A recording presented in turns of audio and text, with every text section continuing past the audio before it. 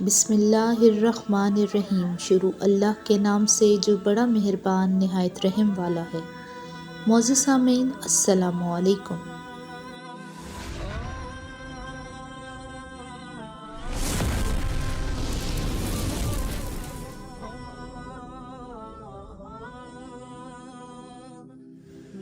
معزز سامعین، آج میری ویڈیو کا عنوان ہے حضرت شیس علیہ السلام۔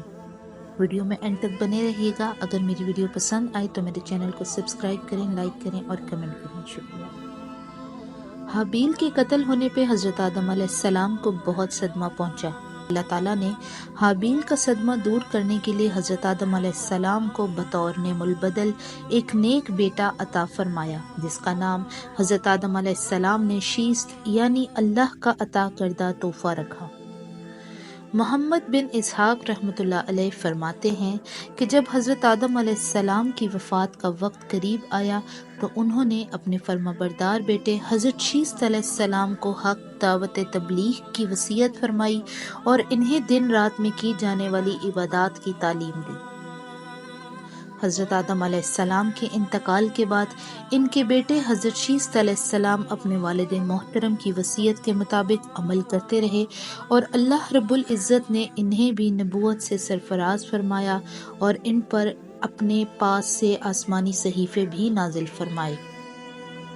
رسول اکرم صلی اللہ علیہ وآلہ وسلم نے فرمایا، اللہ تعالیٰ نے اپنے انبیاء علیہ السلام پر 100 صحیفے اور 4 آسمانی کتابیں نازل فرمائیں، جن میں سے 50 صحیفے صرف حضرت شیس علیہ السلام پر نازل فرمائے۔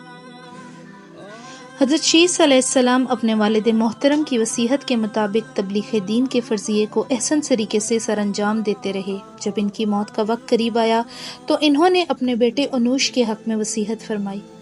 انوش نے اپنے انتقال سے پہلے دعوت تبلیغ کی یہ ذمہ داری اپنے بیٹے کنعان کو سونپ دی۔ پھر کنعان نے اپنی وفات کے قریب اپنے بیٹے مہالیل کو دعوت تبلیغ کا منصب سونپا۔ مہالیل وہ پہلے آدمی ہیں جنہوں نے شہر بسائے، مضبوط قلعے تیار کیے اور شیطان کے لشکروں کو پہاڑوں اور گھاٹیوں میں منتشر کر دیا۔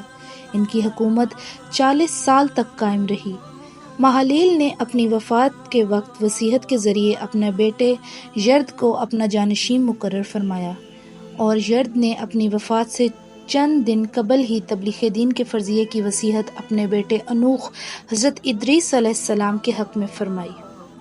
اللہ پاک سے دعا ہے کہ ہم سب کو 5 وقت کا نمازی بنائے، آمین۔ مزید ویڈیوز کے لیے میرے YouTube چینل کو سبسکرائب کریں، لائک کریں اور کمنٹ کریں۔ شکریہ۔